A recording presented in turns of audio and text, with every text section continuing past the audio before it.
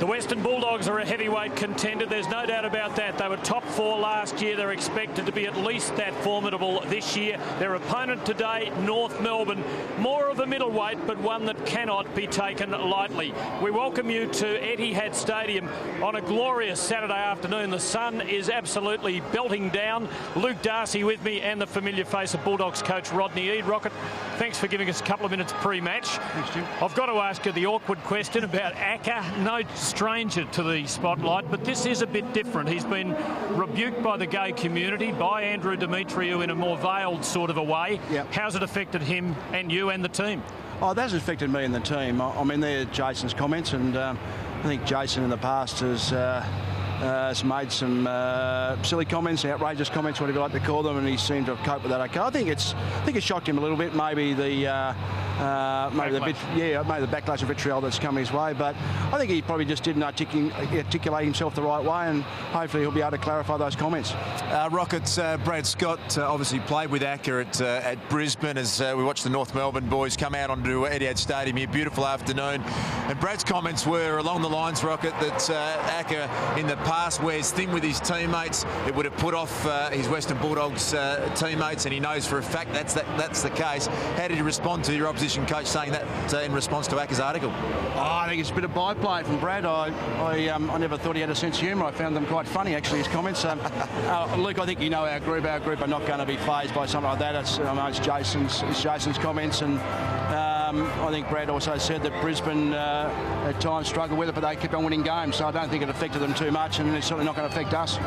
North, a relatively inexperienced team. It shows on the numbers. They are quite remarkable, despite the fact that they have so many who haven't played 20 games, yet so few who have played more than 100. But they can't be taken lightly, as I said at the outset. Oh, for sure. They've always been a team that gives a ball, and I mean, I know they don't want to talk about the shin bone of spirit, but it probably amplifies what they're about as a team. They've got some good young lads, and they've got enthusiasm as well, and they're going to be up and down, I think, to a degree at times, but I think they've shown the past few weeks they're a good side. Rocket, you've got no Robert Murphy, no Sean Higgins, and no Brad Johnson, 3 of your best 6 forwards. The man on screen there, Jared Grant, just starting to look comfortable at the level? Yeah, he is.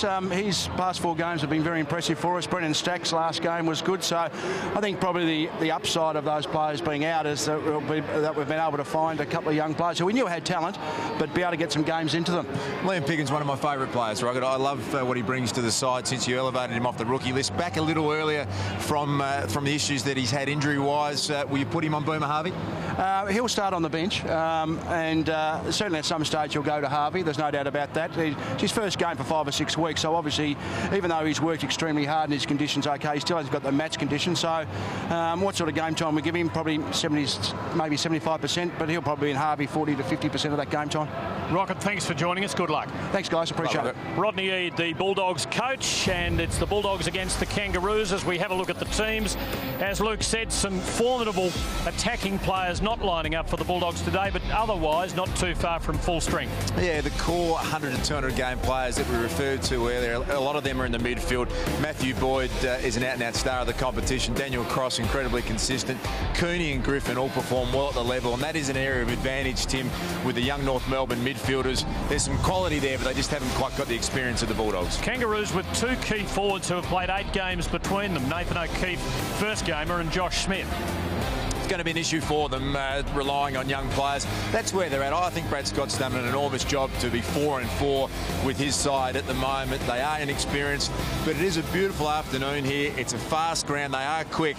One success story has been Brady Rawlings. We know he's a dual best and fairest winner. We know he's a consistent player, but putting him into defence, Tim, has been the move of the year almost. Absolutely reinvented, and it shows in these statistics, which are quite extraordinary in Brad Scott's first year as coach. Almost playing a Luke Hodge type of role there. Look at his average disposals, 28, number 1 at his club, 9th overall in the AFL, getting more handball receives than anyone else in the competition. He's also doing a job on an opponent. I think it's a great move, and well done to Brady Rawlings and Brad Scott for coming up with the idea.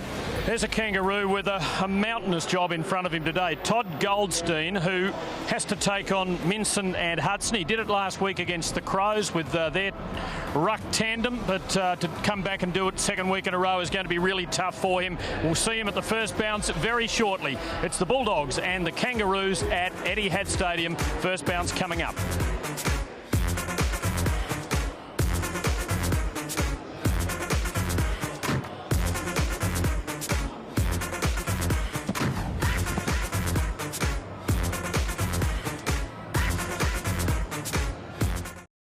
No, he's put more pressure on his teammates. I mean, Acker's had a history of responding fairly well when he's under pressure, but I know his teammates wouldn't be happy. I know that firsthand. I played with him for 10 years, so I know that. And in those 10 years, he certainly had a few things to say on various issues. So, you know, I know that his Bulldogs teammates wouldn't be overly happy with him at the moment. In the end, he left the football club. So, you know, you look at someone's positives and their negatives, and early on, Jason's positives far outweighed his negatives. And by the end of it, his negatives started to take over.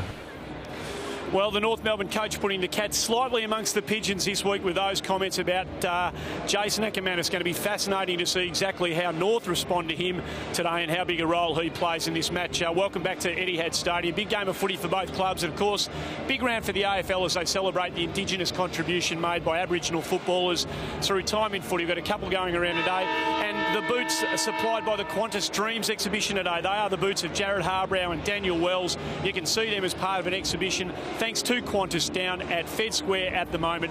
They are magnificent, being painted by Indigenous artists. We're working with props here today. Now, this is extraordinary. Neither club has seen this happen before, but we've had 3 footballs rejected today by the umpires.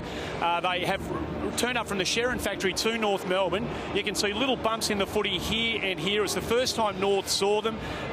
Neither North Melbourne or the Western Bulldogs can remember footballs being rejected by the umpires before. The significant thing about that is that about a month ago, Jason Ackermanis actually wrote a column in the Herald Sun saying that he thought the footballs were out of shape. So neither club's seen it happen before, and ironically and surprisingly, on a day where Acker is such the focus, one of his columns seems to have come true. It's going to be an interesting day, Chriso. Up to you in the commentary team. I'm not sure who you plumped for today, but the Western Bulldogs by 2 goals to mine. Yeah, thanks, Andy. Looking forward to this. I reckon the Dogs by 32. Just a much more experienced side. Certainly 10 by 24. Yes. Even 4 goals. Yeah, should have the edge. And Das